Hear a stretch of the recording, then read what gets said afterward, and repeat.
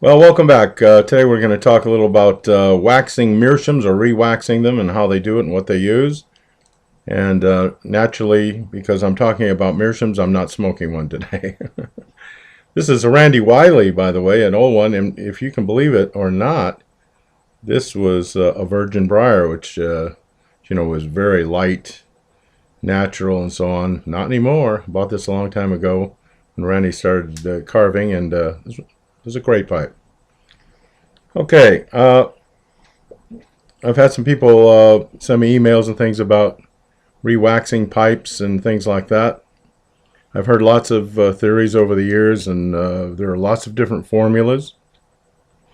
But they all use beeswax mixed in with other waxes, and you can get beeswax, for instance, from a beekeeper or beekeepers.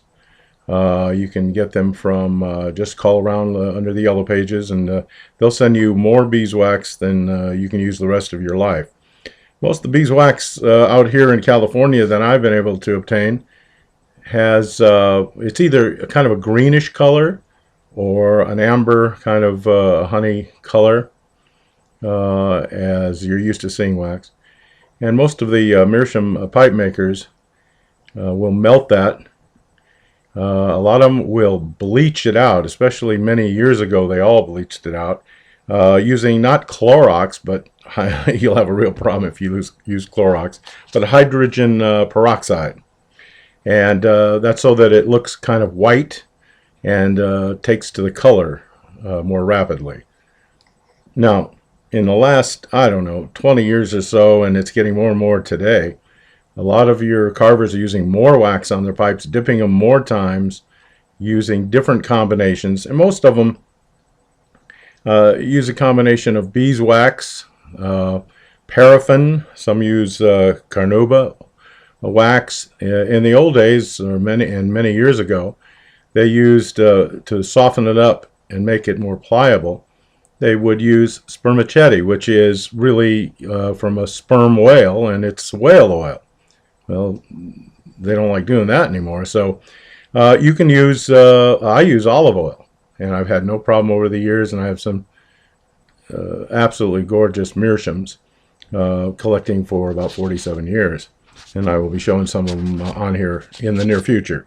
Trying to tell you a few other things.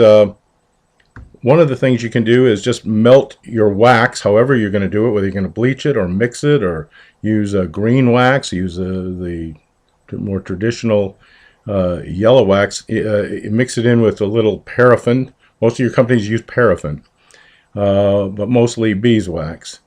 And don't get it too hot. When they make your pipe, they put it right in a big bowl or something, and they dip it and pull it out, dip it and pull it out. But you don't want it too hot, especially if you're re-waxing, because it will bleach the color out of your pipe.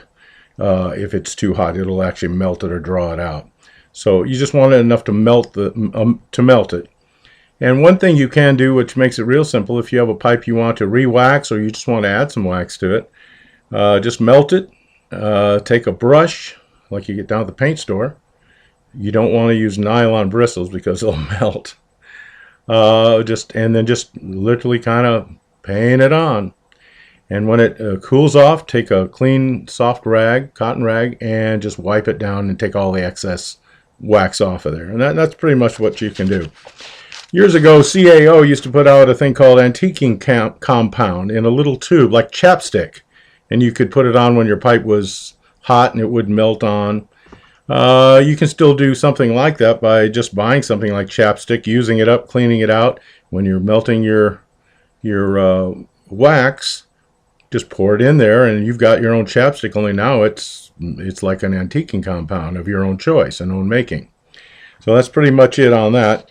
And we'll be doing some other tapes on different pipes and meerschaums and antiques and pipes I have from the 1800s and so on.